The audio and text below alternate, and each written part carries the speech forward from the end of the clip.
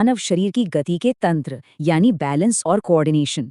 बिना ज्यादा सोचे समझे हमारा शरीर खुद को सीधा कैसे रखता है और इतनी जटिल गतियों को बिना गिरे कैसे संभालता है, इसके पीछे हमारे नर्वस सिस्टम का जो ताना बाना है ना, वो सच में कमाल का है। चलिए इस दिलचस्प प्रक्रिया को डिकोड करते हैं। We'll be looking at the pillars of movement, what happens when control breaks down, assessing static balance, testing upper body coordination, and finally, dynamic walking and mobility. सबसे पहले बुनियादी बात से शुरू करते हैं, संतुलन और समन्वय की परिभाषा। एक बात एकदम साफ कर लेते हैं, बैलेंस यानी संतुलन का मतलब सिर्फ एक जगह टिके रहना बिल्कुल नहीं है। ये ग्रेविटी के खिलाफ एक निश्चित समय तक किसी पोजीशन को बनाए रखने की एक निरंतर एक्टिव प्रक्रिया है। वहीं दूसरी तरफ कोऑर्डिनेशन पूरी तरह से एक डायनामिक चीज है। ये किसी मोटर रिस्पॉन्स के खिलाफ बहुत ही लयबद्ध, नियंत्रित और एकदम सटीक गति करने के बारे में है। दोनों सुनने में एक जैसे लग सकते हैं, लेकिन इनका काम करने का तरीका बिल्कुल अलग होता है। अब सोचने वाली बात यह है कि शरीर को अपना संतुलन बनाए रखने का पता कैसे चलता है। यहाँ हमारी आंखें और कान सबसे बड़ा रोल प्ले करते हैं। ये संवेदी अंग सच में हमारे शरीर के इंटरनल जायरोस्कोप की तरह काम करते हैं। ये हर पल डेटा प्रोसेस करते हैं ताकि हम जमीन पर मजबूती से टिके रहें और गिरने से बचे रहें। है ना एकदम शानदार मैकेनिज्म। अब आगे बढ़ते हैं दूसरे हिस्से की तरफ, जहां हम देखेंगे कि क्लिनिकल सेटिंग में इस संतुलन प्रणाली का आकलन कैसे किया जाता है। बैलेंस को टेस्ट करने के लिए बर्ग बैलेंस स्केल का काफी इस्तेमाल होता है। ये कोई बहुत हाईटेक मशीन वाला टेस्ट नहीं है, बल्कि इसमें रोजमर्रा की बुनियादी गतियों को देखा जाता है, जैसे कुर्सी से उठना, बिना सहारे के खड़े रहना, खड़े होकर वापस बैठना या फिर 360 डिग्री घूमना। यहाँ तक कि आंखें बंद करके बिना सहारे के खड़े होना भी इसका हिस्सा है। ये छोटे छोटे टास्क असल में बैलेंस की बड़ी बड़ी कमियों को सामने ला सकते हैं। इसी से जुड़ा एक बहुत ही दिलचस्प टेस्ट है रोमबर्ग टेस्ट। इसमें पैरों को मिलाकर सीधे खड़े होना होता है। असली ट्रिक तब शुरू होती है जब आंखें बंद करनी होती हैं। विजुअल इनपुट हटते ही अगर कोई दाएं बाएं या आगे पीछे डगमगाने लगे तो ये टेस्ट पॉजिटिव माना जाता है। बेशक इस दौरान गिरने से बचाने के लिए एक थेरेपिस्ट हमेशा बिल्कुल पास खड़ा रहता है। इसी तरह alternate single leg standing test चुनौती को एक लेवल और ऊपर ले जाता है। इसमें बारी बारी से एक पैर पर खड़ा होना होता है और फिर से आंखें बंद करनी होती हैं।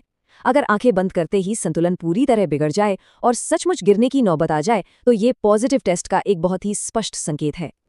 अब वॉबल बोर्ड टेस्ट की बात करते हैं। ये थोड़ा अलग है क्योंकि ये सिर्फ एक टेस्ट नहीं है। इसमें वॉबल बोर्ड पर खड़े होकर उसे दाएं बाएं घुमाना होता है। मजे की बात यह है कि अगर कोई बिना गिरे अपनी पोजीशन बनाए लगता है तो ये एक्टिविटी न सिर्फ बैलेंस को टेस्ट करती है, बल्कि उसे सुधारने का एक बहुत ही बेहतरीन और एक्टिव तरीका भी बन जाती है। आइए अब अपनी चर्चा के तीसरे पड़ाव पर चलते हैं, न्यूरोलॉजिकल असमंजस यानी इनकोऑर्डिनेशन को ट्रिगर करने वाले कारण। आखिर ये लड़खड़ाहट या असामंजस्य होता क्यों है? ये सिर्फ थकावट का नतीजा नहीं है। ये सेरेब्रल पॉल्सी, हंटिंगटन डिजीज और पार्किंसनिज्म जैसी गंभीर न्यूरोलॉजिकल स्थितियों का एक प्रमुख संकेत है। इसके अलावा कोई दर्दनाक ब्रेन इंजरी, ब्रेन ट्यूमर या फिर स्ट्रोक जैसी स्थितियां भी सीधे तौर पर इनकोऑर्डिनेशन को जन्म देती हैं। यानी ये शरीर के अंदर चल रही किसी बड़ी उथल-पुथल का एक गंभीर अलार्म है। कोऑर्डिनेशन को टेस्ट करने के तरीके बहुत ही सटीक होते हैं, जैसे finger to examiner's finger test. इसमें थेरेपिस्ट अपनी उंगली सामने रखता है और मरीज को अपनी उंगली की नोक से उसे सुचारू रूप से छूना होता है। सुनने में ये बच्चों का खेल लग सकता है, लेकिन ये अपर बॉडी के मोटर रिस्पॉन्स की स्मूथनेस और एक्यूरेसी को चेक करने का एक जबरदस्त तरीका है। सिर्फ हाथों का ही नहीं, निचले अंगों का कोऑर्डिनेशन भी उतना ही अहम है। हील शिन टेस्ट में पीठ के बल लेटकर एक पैर की एड़ी को दूसरे पैर की पिंडली पर बिल्कुल सीधे खिसकाना होता है। इसके अलावा हाथ या पैर को सीधा फैलाकर हवा में एकदम सुचारू रूप से गोल गोल घुमाना यानी सर्कल ड्राइंग टेस्ट भी करवाया जाता है। ये सब इस बात की परख है कि शरीर की गति पर दिमाग का कितना सटीक कंट्रोल है। जब बात पैरों के कोऑर्डिनेशन की आती है तो एक सीधी रेखा में चलते समय पैरों की विशिष्ट स्थिति को बहुत बारीकी से देखा जाता है। नॉर्मल वॉकिंग में शायद ही कभी पैरों की पोजीशन पर इतना ध्यान जाता हो, लेकिन क्लिनिकल असेसमेंट में हर एक कदम की सटीकता हमारे नर्वस सिस्टम की सेहत का पूरा कच्चा चिट्ठा खोल देती है। पैरों की इसी पोजीशनिंग का एक क्लासिक उदाहरण है टैंडम वॉक। इसमें एक पैर की एड़ी को ठीक दूसरे पैर के पंजे के आगे रखकर चलना होता है। असल में ये हमारे चलने के उस नॉर्मल चौड़े बेस को हटा देता है जिससे हमें सपोर्ट मिलता है।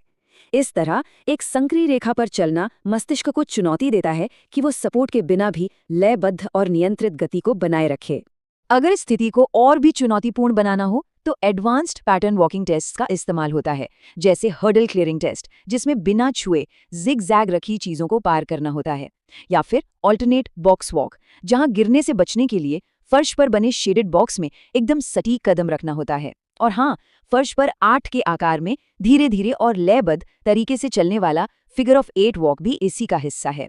ये सब पैरों पर एक्सट्रीम प्रिसिजन और कंट्रोल की मांग करते हैं।